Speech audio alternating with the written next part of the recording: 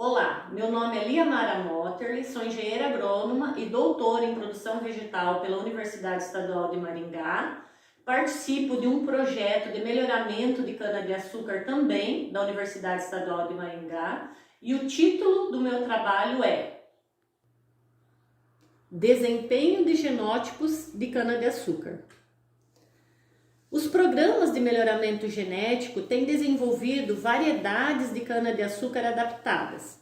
Dentre as alternativas de melhoramento da cana-de-açúcar, processos de seleção de genótipos superiores, gerados a partir da hibridação de genitores previamente escolhidos, ocupam posição de destaque. Nesse sentido, se preconiza como genótipo adequado aquele que reúne características que conferem alta produtividade, um bom diâmetro do colmo e uma boa altura de plantas. Outra questão relevante diz respeito à qualidade das mudas que vão compor o canavial. Então, o objetivo desse trabalho foi avaliar o desempenho de diferentes genótipos de cana-de-açúcar mediante a classificação inicial das mudas. Então, para tanto, foi conduzido um experimento no Centro Técnico de Irrigação da UEM e foi conduzido esse experimento em esquema fatorial 6x3, 6 genótipos versus 3 classificação de mudas. E as mudas, elas foram classificadas inicialmente quanto ao vigor, em boas, médias e ruins. Na avaliação, então, foram avaliados componentes de produção.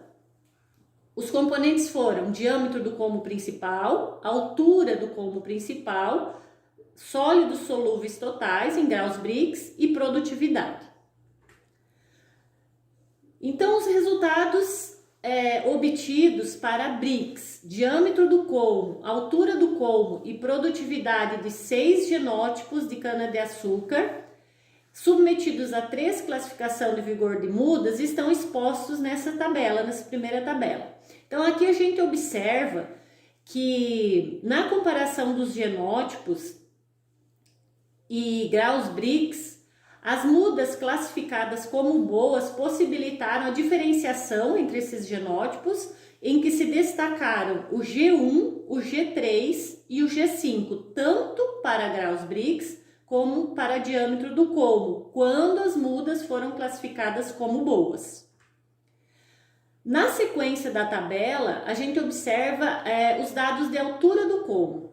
Então, para a classificação das mudas em ruins, elas possibilitaram que o G2, o genótipo G2, se sobressaísse em relação aos demais genótipos, enquanto que as mudas classificadas com médio vigor não teve diferença entre os genótipos, e as classificadas como boas possibilitou a separação em 2 grupos, em que o G2, G3, G4, G5 e G6 foram superiores ao G1.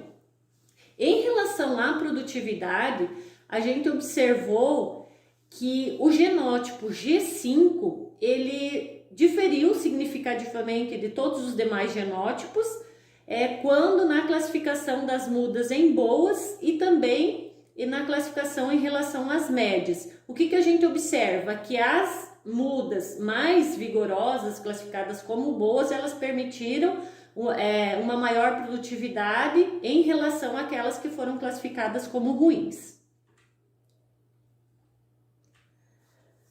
Como conclusões, foi possível então chegar às seguintes definições, que as mudas mais vigorosas, ou seja, aquelas classificadas como boas, elas resultaram em maiores produtividades para a maioria dos genótipos.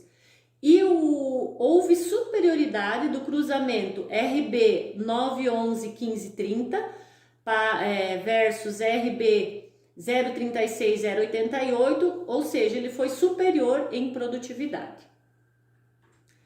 Aqui as referências do trabalho apresentado e muito obrigada.